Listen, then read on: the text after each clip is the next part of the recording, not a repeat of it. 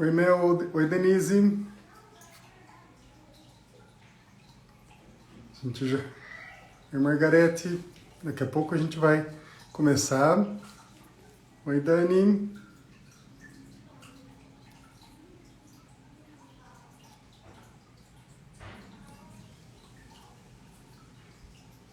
Pronto, acabei de fixar o nome da nossa live.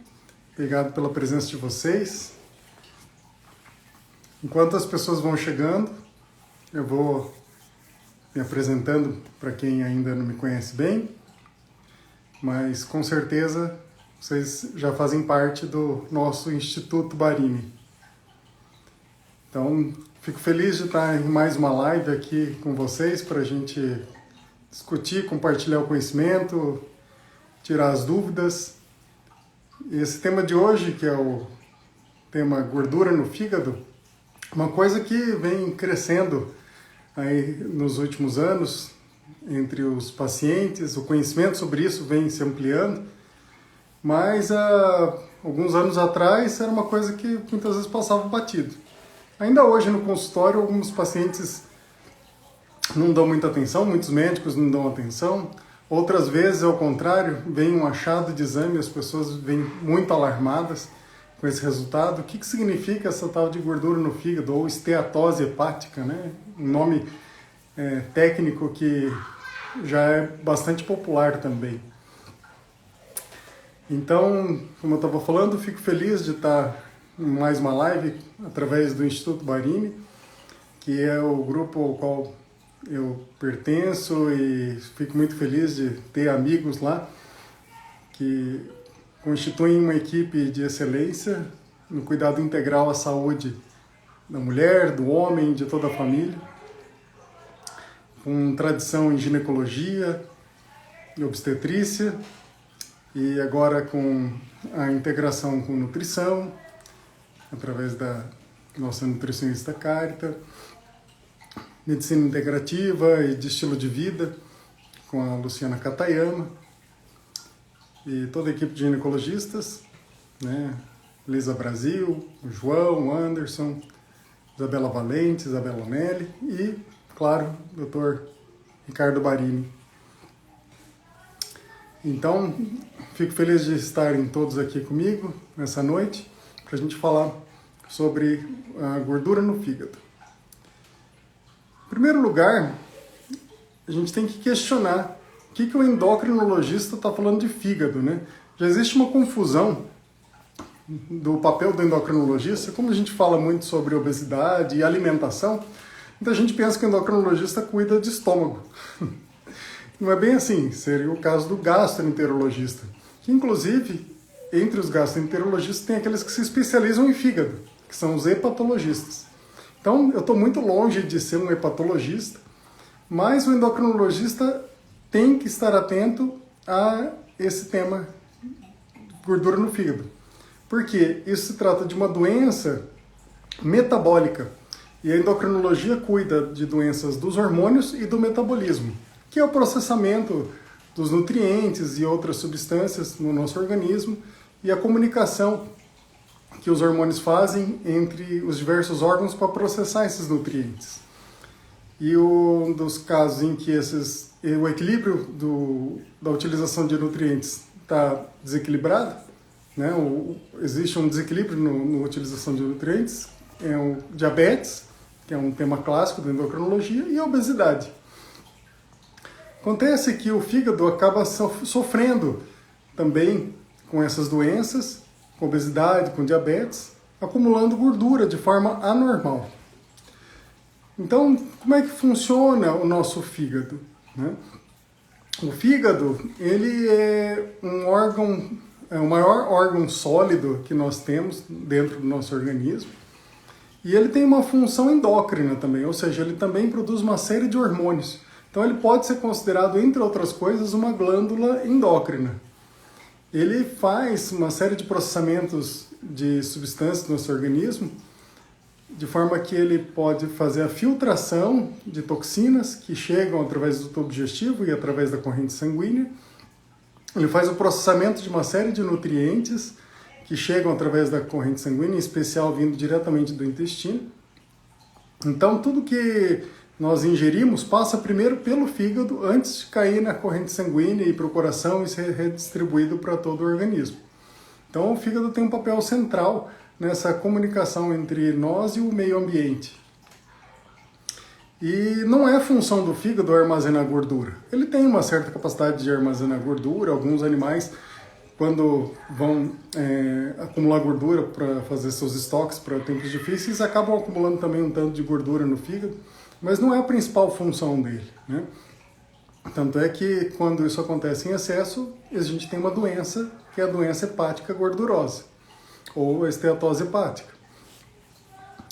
E quando a gente acumula nutrientes no nosso organismo, a intenção é que esses nutrientes vão para o tecido gorduroso, que é embaixo da pele, principalmente, e também entre os órgãos. Acontece que quando a gente tem uma sobrecarga de nutrientes, principalmente de açúcares, carboidratos em geral e gorduras, principalmente as gorduras saturadas, que são aquelas de origem animal e de origem da indústria para processamento dos alimentos, esse excesso acaba transbordando, digamos assim, o tecido gorduroso embaixo da pele, principalmente, acaba não sendo capaz de armazenar toda essa sobrecarga, e uma parte dela acaba indo para a gordura entre os órgãos, que é a gordura visceral, que está solta dentro da cavidade do abdômen, entre os intestinos, mas também acaba se acumulando em órgãos que não deveriam estar acumulando gordura, como os músculos. Então o músculo fica gorduroso também, então a gente tem uma esteatose muscular, e a gordura no fígado, que é a esteatose hepática, acúmulo de gordura no fígado. Então, isso é o que a gente chama de gordura ectópica, ou seja, uma gordura que está fora de lugar, né? Ela não deveria estar lá. E como ela não deveria estar lá, ela começa a causar uma série de perturbações no fígado, incluindo inflamação. Então, a esteatose hepática é o primeiro estágio de uma doença hepática gordurosa, que preocupa quando existe inflamação, que é o que a gente chama de esteatohepatite. Então, as pessoas podem ter uma hepatite que não é viral e não é de origem alcoólica, e mesmo assim causa danos ao fígado e a todo o organismo. Aliás, o nome da doença hepática, que vem desse excesso de nutrientes, principalmente de açúcares e gorduras, se chama não alcoólica. Por quê? Porque ela é idêntica àquela que acomete as pessoas que abusam de álcool. Qual que é a diferença? A única diferença está na história. Ou seja, se a pessoa não consome álcool ou consome muito pouco, né, menos de uma dose por dia em média, que seria, digamos assim, menos que 7 doses por semana, ela então tem um consumo muito baixo, então a gente não atribui normalmente aquela doença gordurosa ao álcool. Então, consequentemente, ela é uma doença metabólica, né? Quando a pessoa tem diabetes ou obesidade, a chance dela desenvolver esse acumular normal de gordura no fígado é muito maior. Mas mesmo quando não tem essas doenças, mesmo sem obesidade, a gente tem uma grande parcela da população que tem essa dificuldade de armazenar gordura, né, no tecido gorduroso, propriamente dito, né, e acaba acumulando gordura no fígado mais do que deveria. Em geral, esse desequilíbrio de não acumular tanta gordura no tecido gorduroso, mas acumular entre os órgãos, em grande parte se deve aos hábitos de vida. Então, o sedentarismo é um dos principais fatores para o desenvolvimento de esteatose hepática, porque quando a pessoa está em movimento, ela está consumindo aqueles nutrientes que ela está recebendo, os carboidratos e as gorduras, de forma que ele não se acumula anormalmente, né? Já a pessoa que tem pouca atividade física, inclusive mesmo pessoas que têm um peso aparentemente normal, elas vão ter um acúmulo de gordura entre os músculos e no fígado. Então muitas vezes a pessoa é um falso magro, porque ela pode ter acúmulo de gordura no interior do abdômen, então eventualmente ela é até relativamente magra, mas tem um acúmulo de gordura que faz saltar, aumenta a circunferência do abdômen, mas também tem uma gordura invisível que é entre os músculos e no fígado. Eu postei ainda hoje um vídeo explicando como é que é essa gordura no fígado, né? Tem gente que pensa que é uma capa de gordura que fica em cima do fígado, como se fosse uma picanha, né? Só que não é bem assim. O que acontece é que as células, o fígado é composto basicamente por um aglomerado de células que tem uns microcanais que drenam o sangue e a bile para o sistema digestivo, né? Então, é uma série de células que são mais ou menos semelhantes entre si e bem compactas. Só que quando tem um excesso de nutrientes ou tem doenças metabólicas como diabetes e obesidade, cada célula vai formando gotículas de gordura que vão se agrupando e formam balões, né, de gordura dentro de cada célula.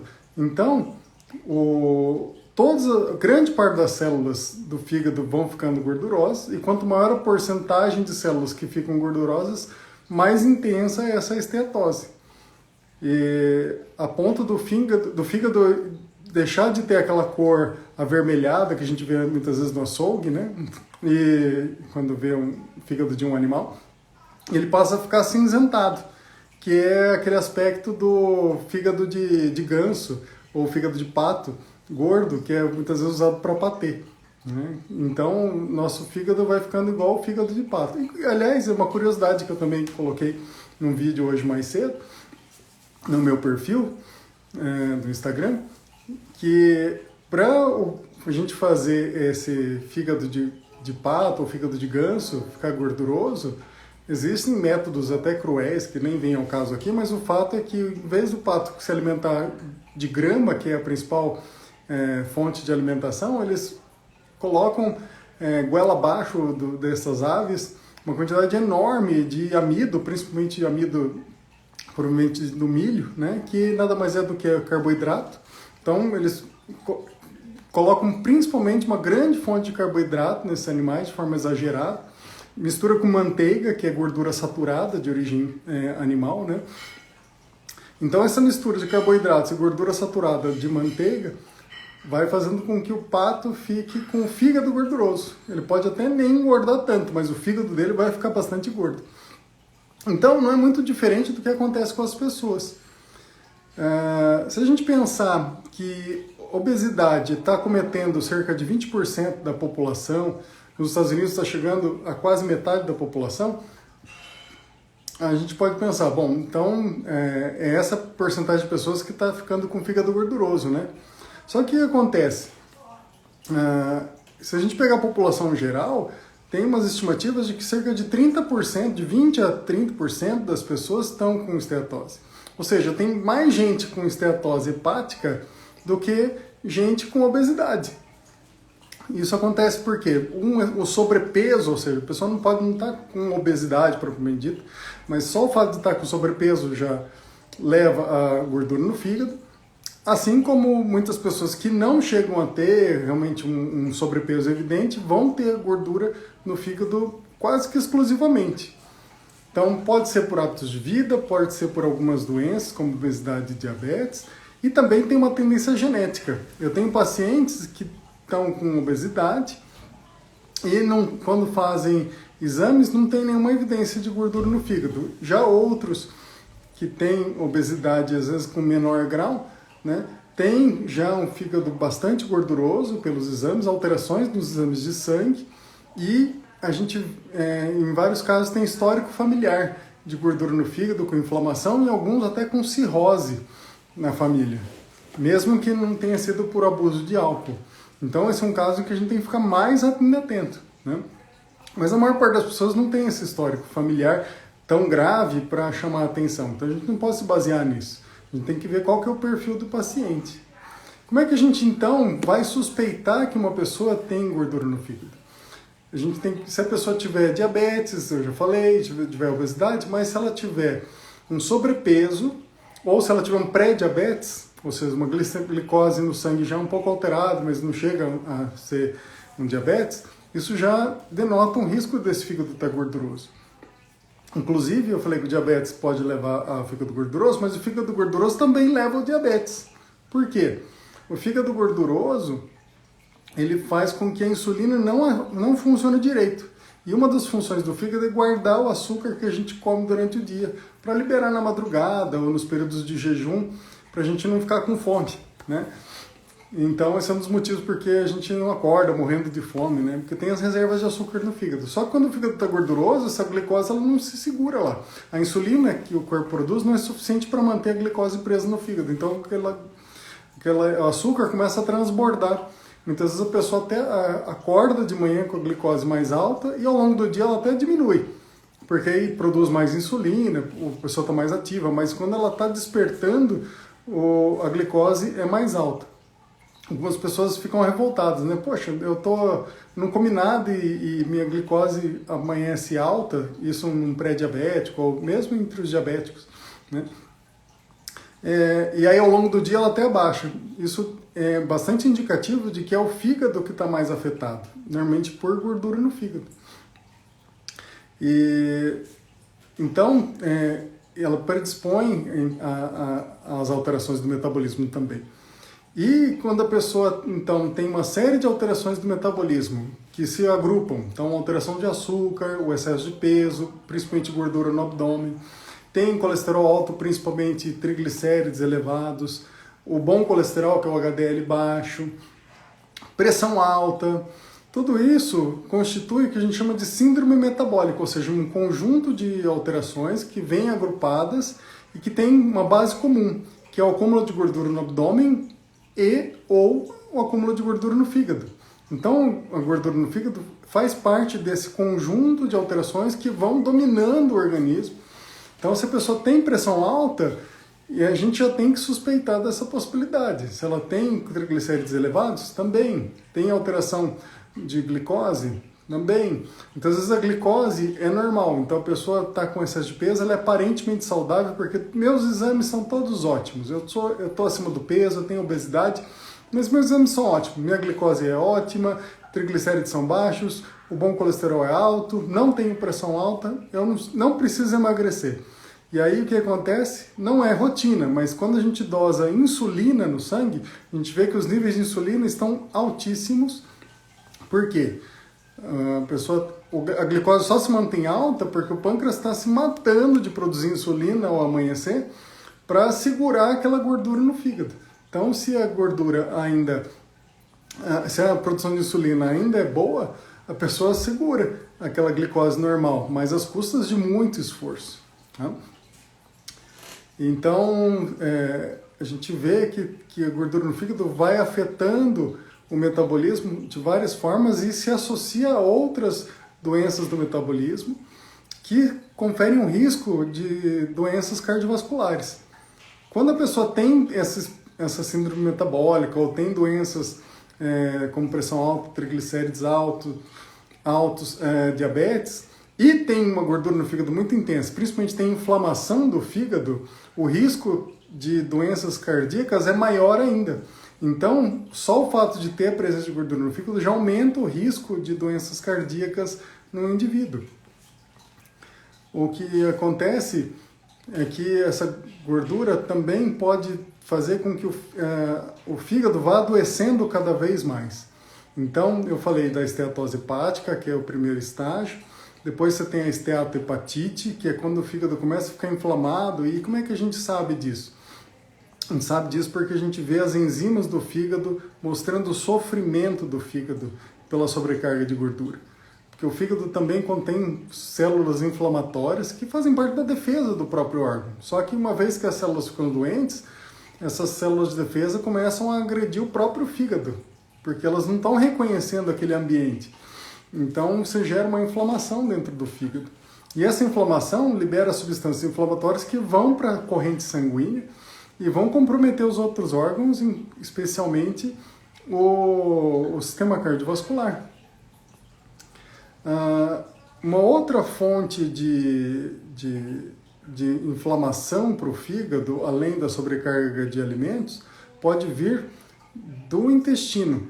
Porque quando a gente sobrecarrega nosso sistema digestivo com muita gordura e muitos carboidratos, e principalmente gordura de origem animal ou gordura industrializada, a gente faz com que altere a composição da flora bacteriana do nosso intestino. Então as bactérias que deveriam ter um equilíbrio no nosso intestino, porque elas fazem parte do nosso organismo, né? Inclusive para o nosso bem, elas passam a ter um desequilíbrio e aí proliferam bactérias que não são do bem, digamos assim. Então, por um desequilíbrio, você passa a ter uma série de inflamações, substâncias inflamatórias produzidas por esse desequilíbrio das bactérias que são absorvidas no intestino. Então, junto com essa sobrecarga de alimentos, vem também uma inundação de substâncias inflamatórias produzidas pelas bactérias intestinais que estão desequilibradas. E o primeiro lugar por onde a corrente sanguínea vinda do intestino passa é o fígado. Então, tudo para no fígado antes de ir para o resto da circulação sanguínea. Então, além de a gente recomendar a mudança da alimentação para evitar a sobrecarga do fígado, a gente também recomenda uma mudança da alimentação para reequilibrar as bactérias para que elas não causem essa inflamação no fígado.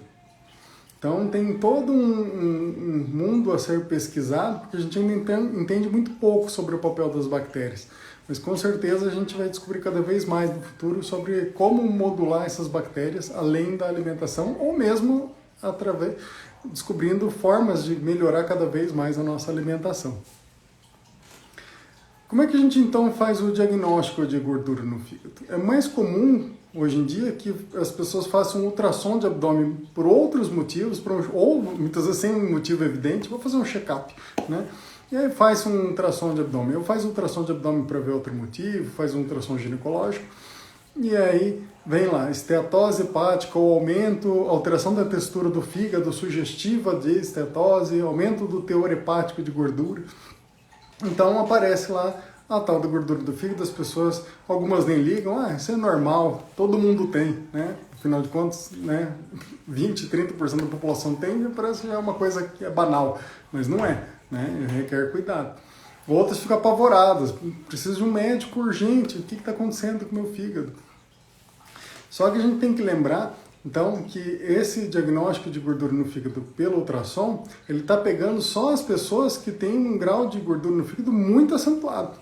Então, você já tem, para chegar a aparecer no ultrassom, já tem que estar acentuado. Então, mesmo quando tem uma classificação lá de esteatose leve, moderada ou acentuada pelo ultrassom, mesmo naquele quadro que é leve, já tem muita gordura no fígado. Porque outros casos assim, que já tem um tanto de gordura, ainda não apareceu no ultrassom. Então, muitas pessoas têm gordura no fígado e não sabem.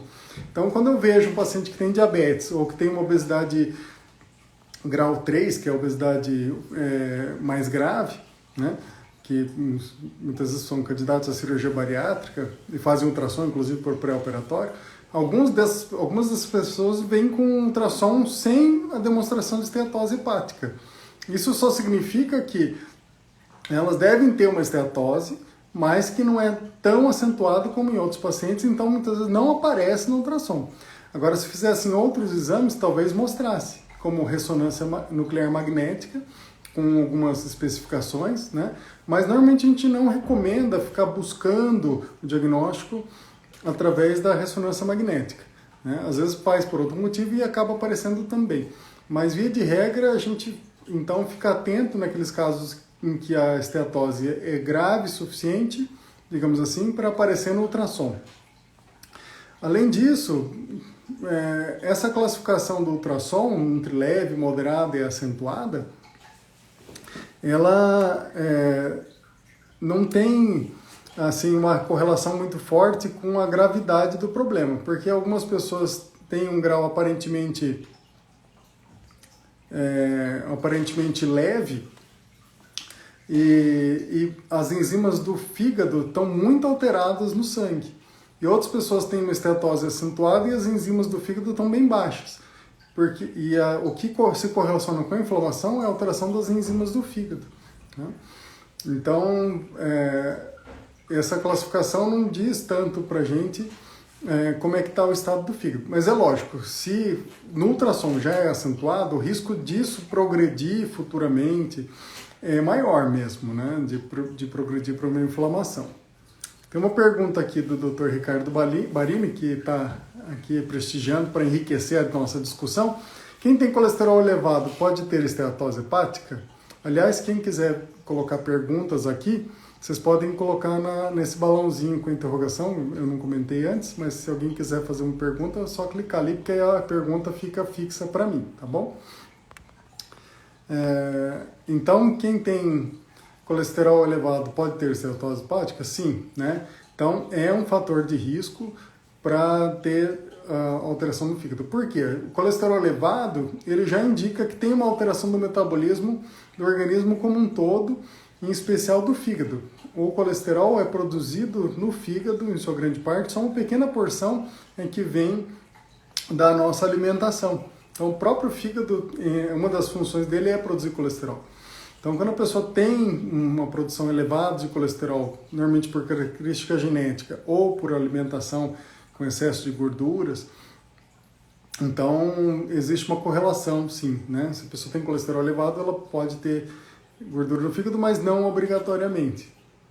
Agora, se ela tiver colesterol elevado e ainda por cima tiver outras alterações metabólicas, alteração de glicose, pressão alta, vai aumentando a chance dela ter gordura no fígado, né? E o que é mais comum de se associar como manifestação de gordura no fígado é o aumento de triglicérides, que essa está mais relacionada ao acúmulo de gordura no fígado e às alterações do metabolismo em geral, né? Então, tem uma pergunta aqui do Caio, né? Os medicamentos que prejudicam o fígado podem favorecer o acúmulo de gordura no fígado ou não há relação, né? Essa é uma pergunta interessante porque as pessoas a gente começa a prescrever muita medicação porque a pessoa está cheia de problema, principalmente metabólico, está com pressão alta, colesterol, diabetes, mas vou ter que usar remédio para tudo isso, isso não vai sobrecarregar o meu fígado, né? Então, antes de responder a pergunta do Caio, eu vou dizer o que eu sempre falo para os meus pacientes. Existem alguns remédios que sobrecarregam o fígado, mas eles são exceção, né? A maior parte das medicações que a gente usa no dia a dia, o fígado dá conta de lidar muito bem. E os remédios que tratam essas alterações metabólicas, essas alterações cardiovasculares, então remédios de pressão alta, remédios para colesterol, remédio para diabetes, eles não sobrecarregam o fígado. E especialmente vários remédios para diabetes e vários remédios para colesterol, inclusive ajudam no tratamento da gordura do fígado, ou seja, protegem o fígado. Uns mais, outros menos. Mas o fato é que você, independente da ação direta desses remédios, o fato de você tratar melhor o diabetes com ou sem remédio, tratar melhor o colesterol com ou sem remédio, né? Tratar a pressão alta, tudo isso faz com que o fígado tenha um ambiente mais favorável para ele ser mais saudável e se recuperar mais facilmente dessas alterações que ele vem apresentando, né? Opa, foi bom eu ter dado a dica da caixinha, porque as perguntas começaram a aparecer, né? Eu devia ter comentado antes. Vamos lá. É recomendado o uso de probióticos além da dieta adequada para quem tem esteatose hepática? Pronto, para quem não sabe, probióticos são aquela reposição de bactérias do bem, né, em forma de cápsulas ou em pó, para a gente usar como suplemento, digamos assim, para reequilibrar a flora intestinal. Então, não existe uma recomendação de uso de probióticos para a esteatose hepática, por quê? Porque a gente não sabe ainda qual a melhor combinação de bactérias, a quantidade, os tipos de bactérias que vão ser necessários para reequilibrar a flora a ponto de melhorar o fígado. Então a gente sabe que existe uma correlação, sim, entre a flora bacteriana, o desequilíbrio da flora bacteriana e a esteatose hepática. A gente sabe que grande parte disso deve ser corrigido através da alimentação. Então a nossa nutricionista Carita é a pessoa até mais indicada para falar sobre isso, sobre os alimentos para reequilibrar a alimentação, mas a gente vai falar um pouco sobre isso daqui a pouco, né? Mas o fato é que, então, o uso de suplementos à base de lactobacilos e outras bactérias do bem, que são os probióticos, ainda não pode ser recomendado porque a gente não tem a demonstração efetiva de benefício, claro, com essas substâncias, né? Vamos ver outras perguntas aqui. Qual a relação da ferritina com esteatose hepática? Bom, vamos falar sobre então os exames. Eu estava falando do ultrassom, né? Então o ultrassom é interessante porque ele vai mostrar para a gente que já está bastante acentuado a ponto de aparecer na imagem a gordura no fígado, né? E aí tem os exames de sangue, tem as enzimas do fígado mais comuns, que são o TGO e TGP, ou tem o sinônimo que é AST e ALT, né? São a mesma coisa. E essas indicam o risco de haver uma inflamação do fígado, e o risco dessa inflamação do fígado é evoluir para o outro estágio, que é a fibrose do fígado, ou seja, quando além de inflamação começa a ter cicatrizes em torno do fígado que vão causando uma alteração na estrutura do fígado, que em última análise, no grau máximo, é a tal da cirrose hepática, ou seja, o fígado vai ficando tomado de cicatrizes a ponto dele perder toda a estrutura e vai perdendo a função, né? Então, a gente dosa principalmente TGO e TGP, que são ST e ALT, para estimar risco. Mas, frequentemente, existem alterações de gama-GT, que é uma outra enzima do fígado, que não tem tanta relação com essa progressão da doença, mas indica que já tem um prejuízo da circulação dos microcanais dentro do fígado que estão ficando obstruídos, né? E a ferritina é uma proteína produzida no fígado, que é ligada ao ferro. Ela representa em grande parte os estoques de ferro que a gente tem no fígado, mas ela representa também inflamação, porque quando o fígado está inflamado, ele começa a liberar um excesso de ferritina na circulação. Então é bem comum que a pessoa não tenha alteração das enzimas, mas tenha só uma sobrecarga de ferro no fígado que acompanha o acúmulo de gordura, a ponto de transbordar isso na forma de ferritina. Então tem pessoas que poderiam ter uma ferritina normal até 150, em mulheres 200, ou no homem até 250, 300, 400, e quando você vai fazer uma triagem, né, no exame de rotina, a gente tem valores que podem ultrapassar 1000. Né? Então, normalmente isso é uma doença metabólica que representa gordura no fígado, e a gente vai tratar a alteração metabólica. A gente não vai falar para a pessoa parar de comer carne necessariamente para evitar o ferro. A gente pode até recomendar que ela diminua a carne para melhorar a sobrecarga de gorduras saturadas, mas o problema então não é excesso de ferro, é o excesso de acúmulo de ferro porque o fígado está doente. Vamos ver mais perguntas?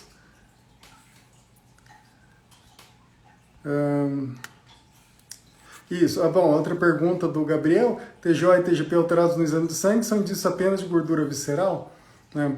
Então, existe, eu acabei de falar, né, que é uma alteração do fígado, que quando ele tem lesão causada pela gordura, que tem a liberação dessas enzimas na circulação, né? Agora, a história da gordura visceral, ou seja, aquela gordura que aumenta o volume do abdômen, que está relacionada com risco cardiovascular e risco de diabetes, ela também tem uma forte associação com a gordura no fígado. Então, quando a gente vê uma pessoa que tem uma obesidade muito central, muito abdominal, a gente já identifica aquela pessoa como alto risco para ter gordura no fígado. Então, por isso que frequentemente vem alteração nas enzimas em quem tem acúmulo de gordura visceral. Agora, existe uma discussão de o que realmente causa mais problema, se é a gordura no visceral ou gordura no fígado. Então tem uns estudos bem interessantes que eles pegam assim, pessoas que têm muita gordura visceral e pouca gordura no fígado, que são os casos raros, né? Mas existem, e o oposto também, que já estão relativamente raros, né? Pessoas que têm muita gordura no fígado e praticamente não têm gordura visceral. E aí o que a gente descobre?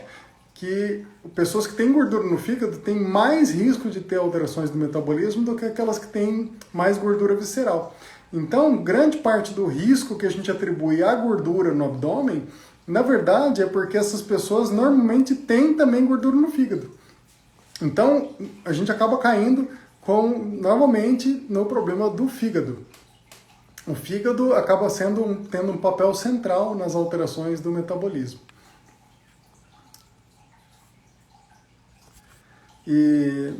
Então, o próximo, então, eu estava comentando que da esteatose a gente parte para a esteatohepatite, que é a inflamação do fígado. Da esteatohepatite a gente tem a fibrose, e o estágio mais avançado da fibrose é a cirrose. Quando a gente está até no estágio inicial de fibrose, é possível reverter, pelo menos parcialmente, o processo.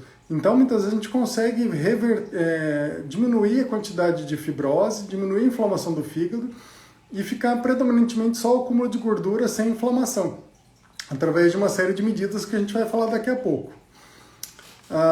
Agora, quando chega no estágio de cirrose, aí já não tem mais jeito. Infelizmente, é um quadro já grave, em que o fígado já está todo, virou uma série de nódulos cercados por cicatrizes, ou seja, toda a circulação dentro dele já está prejudicada, ele perdeu toda a estrutura. Então não tem mais jeito. E essa cirrose, ela é muito semelhante à de cirrose do alcoólatra, né? A única coisa que diferencia é a história, né? Então, antigamente, a maior parte dos casos de cirrose eram atribuídos ao álcool ou a hepatites virais. Mas a terceira maior causa de cirrose é essa alteração metabólica, e isso vem crescendo, né? Os casos de cirrose em pessoas sem bebida, sem consumo de bebida e sem hepatite viral, aliás, os casos de doença hepática alcoólica e viral vem permanecendo estável e só cresce a cirrose por as alterações metabólicas, porque as pessoas estão se alimentando cada vez pior, as pessoas estão ficando mais obesas e com mais frequência com diabetes. Isso faz com que acontece com transplante de fígado, que normalmente é indicado para quem tem cirrose, acontece a mesma coisa. Antigamente você tinha essencialmente pessoas indo para transplante de fígado quando tinha um problema viral ou alcoolismo. Mas cada vez mais crescem os casos de transplante de fígado por causa dessas alterações metabólicas. E, por último, um último estágio dessa progressão da doença é o câncer de fígado.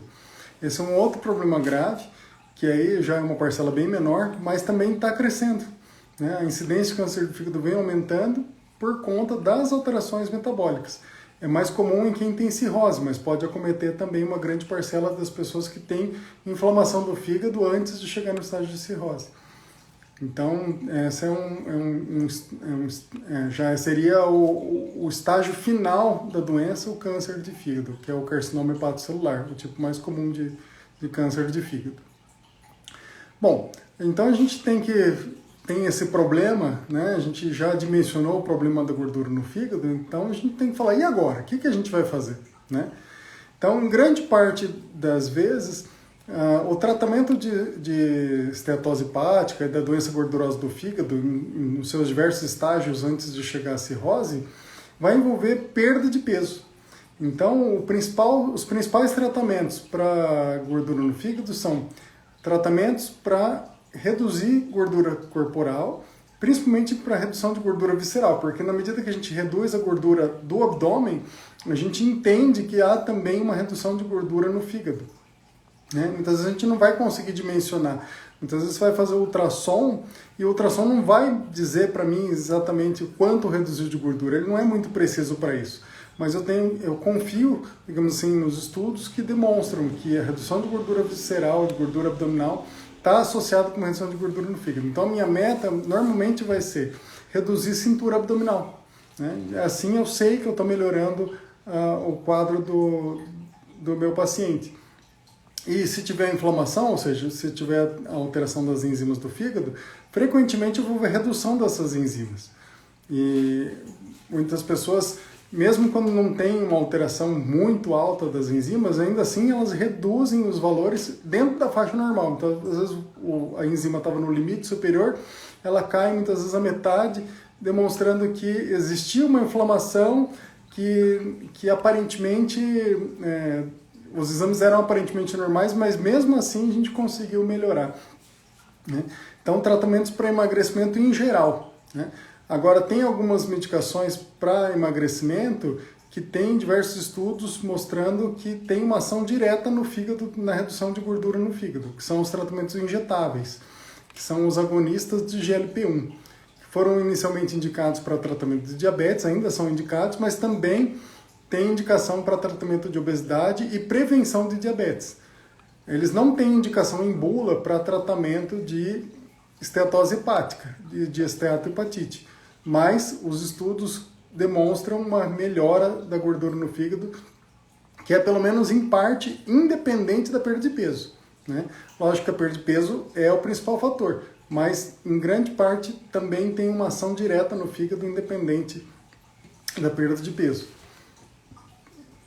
Se não consegue perder peso, né, ou tendo ou não perda de peso, a gente tem que estimular a atividade física, porque a atividade física por si só já melhora o acúmulo de gordura no fígado, assim como também melhora o acúmulo de gordura no músculo, que também fica doente da mesma forma que o fígado, com o acúmulo de gordura, né?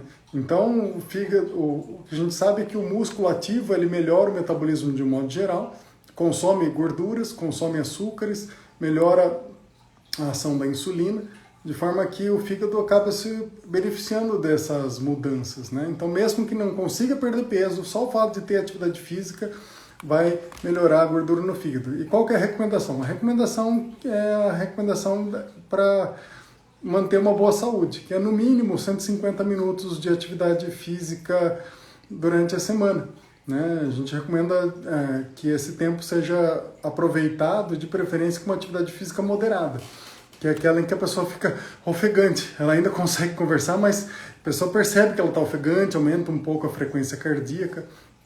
Então, 150 minutos distribuídos ao longo da semana é uma boa meta. Se puder ser ainda mais, melhor. Se puder ser 200, 300 minutos por semana, somando todas as atividades moderadas que a pessoa faz, ainda melhor. Então, independente de qual seja a alimentação, perder peso vai ajudar. Quanto que normalmente precisa perder peso para a gente ter um resultado mais significativo? A partir de 5% de perda de peso, você começa a ter redução de gordura no fígado, mas o resultado melhor vem com 10% de perda de peso. Então, não precisa necessariamente ficar com peso normal. Só o fato de você reduzir uma porcentagem do excesso de gordura, e principalmente reduzir um tanto de circunferência abdominal, vai ser benéfica para o fígado e para o metabolismo de modo geral. Agora, a gente tem mudanças alimentares que podem beneficiar mais o fígado, independente da perda de peso também. Porque o que mais causa gordura no fígado é açúcar, né? Isso é importante ressaltar. Porque muitas vezes as pessoas pensam, é fritura, está comendo muita coisa gordurosa, mas o açúcar é a principal causa de gordura no fígado. E especialmente porque o açúcar comum que a gente usa, ele tem frutose. Então ele é composto de glicose e frutose. Esse é o açúcar da cana-de-açúcar que a gente usa. E além da sobrecarga de açúcar de um modo geral no fígado, o acúmulo de frutose acaba prejudicando o fígado. Então quer dizer que se eu comer fruta vai fazer mal para o fígado? Negativo. Uma dieta rica em frutas é benéfica para o fígado. Mas e a frutose? Acontece que quando a gente come açúcar, a quantidade de frutose é muito grande e ela não é acompanhada de fibras, de antioxidantes que tem na fruta. Quando a gente come uma fruta, é uma porção pequena de açúcar, né? Sim, tem um pouco de frutose, mas uma porção controlada, né? Com fibras, com antioxidantes, né? Então faz parte de uma dieta variada. Quando a pessoa está ingerindo muita bebida açucarada, principalmente refrigerantes, sucos açucarados, né?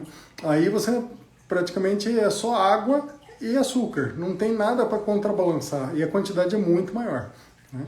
Então, se possível, evitar também o consumo de frutas na forma de suco, se você puder preferir o consumo da fruta inteira, né? Ou sem processar.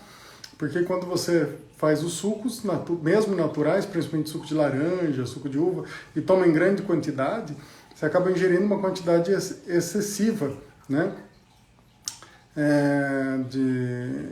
De açúcar, e como processou a fruta já tem pouca fibra. Olha só, tem um comentário da Luciene aqui, o gama GT, que é uma enzima do fígado, estava alto, e realmente com exercício físico reduziu bastante, é isso mesmo, né? Graças a Deus a gente conseguiu reverter um processo aí, nem sempre a gente vê isso tão evidente, como no seu caso, Luciene, mas é uma experiência muito positiva. Obrigado por compartilhar. E então, o excesso de açúcar é importante. Excesso de carboidrato em geral vai sobrecarregar o fígado, então não é que para fazer uma dieta sem carboidrato, não. Mas evitar que seja uma dieta principalmente baseada em carboidrato. Só a massa, só arroz, só farinha, né? tem que ter uma redução dos carboidratos e com que a gente vai privilegiar as fibras. Então, se puder ser carboidratos nas suas versões integrais, grãos integrais, né? Raízes que tenham mais fibras, como preferir mandioca, mandioquinha, inhame, cará, né? Que são raízes mais fibrosas, né? E sempre acompanhando de legumes e salada. Então, qual que é o benefício das fibras? As fibras fazem com que a gente absorva menos gorduras, né? Dão mais saciedade, de forma que a gente não precisa se alimentar com tanto carboidrato e tanta gordura, né? Então é perfeitamente possível fazer uma dieta em que a gente fica bastante satisfeito com bastante legume e sobrecarrega pouco o fígado. Além disso, essas fibras da alimentação e outros componentes dos vegetais vão fazer com que a flora bacteriana, ou seja, nossas bactérias do bem, tenham mais equilíbrio, né? Então a gente está se alimentando com os vegetais, mas a gente também está nutrindo as bactérias para manter um bom equilíbrio e de forma que haja menos sobrecarga do fígado das substâncias tóxicas das bactérias do mal, digamos assim, né? Então, e um outro fator que contribui para a gordura no fígado são as gorduras saturadas. O que são gorduras saturadas? São aquelas gorduras que predominam no alimento de origem animal, né? Então, óleos de origem animal, gordura animal, então carne muito gorda, né? Excesso de manteiga, óleo de dendê, que a gente aqui no sul não usa muito, né? A gente pensa no acarajé para fazer óleo de dendê, mas o óleo de dendê, que é o óleo de palma, ele é muito usado na indústria. Então, por exemplo, Nutella é um negócio que fala óleo de palma, né? Ele é um óleo vegetal, mas que é composto principalmente por gordura saturada, que causa uma sobrecarga.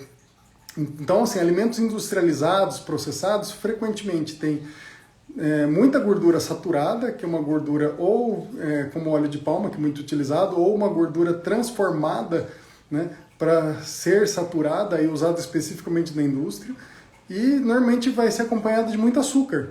Então, bolachas recheadas, mesmo bolachas salgadas, levam gordura. Batata frita do McDonald's, que seria só frita em óleo vegetal, ela leva uma gordura saturada para ficar mais crocante. Pipoca de micro-ondas tem uma gordura para deixar ela mais saborosa.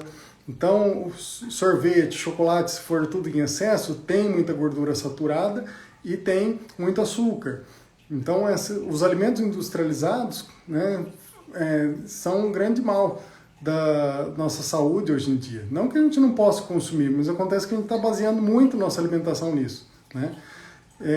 Outra fonte de gordura saturada são as carnes processadas, ou seja, hambúrgueres industrializados, embutidos, linguiça, salsicha, né? Tudo isso, defumados, né? Bacon, tudo é muito gostoso, né? Não é que é proibido, mas assim, quanto mais a gente consome dessas coisas, quanto menos vegetais a gente consome, mas a gente sobrecarrega o fígado e o organismo como um todo. Mesmo que você não engorde fazendo isso, né, a gente tem que lembrar que o fígado está ficando gordo. Só lembrar do fígado de ganso, o fígado de pato usado para fazer patê, né, que é assim que eles engordam esses animais. As aves são engordadas comendo muito carboidrato e muita manteiga. Então, a gente tem que sempre lembrar disso quando a gente for sobrecarregar o nosso organismo, para a gente se cuidar e fazer melhor. E lembrando, quando a gente fala doença hepática metabólica ou não alcoólica, que é o tema da nossa discussão de hoje, a gente tem que lembrar que grande parte das pessoas está consumindo álcool também. Então, muitas vezes você não pode dizer que é uma doença metabólica, uma doença não alcoólica, porque tem muito consumo de álcool associado. E quando a pessoa já está com uma inflamação no fígado, mesmo um consumo leve de álcool, ou seja, uma dose, uma vez por dia em média, que não seria considerado nenhum excesso, né? Ou, digamos assim, umas 7 doses por semana, 5, 7 doses por semana, ainda assim pode ser um excesso para aquele fígado que já está machucado, né? Então, quando a pessoa está com alterações das enzimas, a gente deve consumir o mínimo possível de álcool para não acabar machucando ainda mais o fígado. Bom, eu vou encerrando agora essa live, e se vocês tiverem mais dúvidas, mais sugestões, vocês podem mandar pergunta direta para mim, ou no perfil do Instituto Barini, ou no meu perfil pessoal, drmarcelomiranda.endócrino, ou podem mandar comentários nas postagens que eu fiz. Né? Essa live vai ficar gravada, então se vocês quiserem rever algum ponto, se quiserem recomendar para outras pessoas, podem acessar, vai estar no perfil do Instituto Barini, no IGTV, né? Que é o campo ali onde ficam os vídeos gravados, e eu estou à disposição para tirar qualquer dúvida, né? Se vocês quiserem mandar alguma pergunta agora também, acho que tem um comentário aqui. Óleo de coco é vilão ou mocinho? Olha só, me colocou numa enrascada logo na saída, eu já estava de saída aqui e me colocaram numa enrascada, hein? Olha, eu acho que assim, para a gente finalizar, não tem nenhum alimento que seja bom ou mal, alimento saudável ou não saudável. Tudo depende de um equilíbrio. Quando a gente tenta transformar um alimento, demonizar um alimento ou endeusar um alimento, a gente cai numa pobreza alimentar. Então, assim, a gente pode ter uma variedade de alimentos e a gente pode ter aqueles em que a gente come menos e aqueles que consome mais. Então, se for uma alimentação baseada fundamentalmente em plantas, com pouca gordura saturada, pouca gordura animal e cada vez menos alimentos processados, cada vez menos alimentos industrializados, tanto melhor. Então, o óleo de coco, ele é saturado, ele pode sobrecarregar o fígado, mas se a gente usar em pequenas quantidades, né, não tem problema. Né? Principalmente se a gente tiver uma variedade de vegetais na alimentação, enfim, uma variedade na alimentação de modo geral. A mesma coisa vale para usar banha de porco para cozinhar, em vez de usar óleo vegetal. Né? Você vai usar um pouquinho, né? Muitas vezes você vai usar esses óleos alternativos que prometem ser super-heróis da alimentação, e na verdade tem um exagero nisso. Né? Então, mas se você opta por usar essas coisas, se for usar em pequena quantidade, não é isso que vai mudar a nossa vida, tá bom? Então, tudo depende mesmo de um equilíbrio e de uma variedade, diversidade e uma alimentação que seja baseada principalmente em vegetais. Muito bem? E a gente deve voltar mais para frente para discutir dietas baseadas em vegetais que não excluem carne, né? Podem ser vegetarianos ou não, mas não é objetivo necessariamente, né? Então eu vou convidar em breve a Carita para a gente fazer uma discussão sobre essas dietas baseadas em vegetais, plant-based diet, né? Vou falar chique em inglês, que é uma coisa que está na moda, mas porque vem demonstrando cada vez mais benefícios, não só para o fígado, mas também para a saúde de um modo geral. Muito bem, muito obrigado pela presença de vocês e eu vou encerrar, logo vai estar disponível. E muito obrigado ao Instituto Barini e aos colegas do Instituto pela participação, pelo apoio, e podem contar com a gente, é um centro de excelência em várias áreas da saúde para atender a saúde integral de toda a família. Obrigado.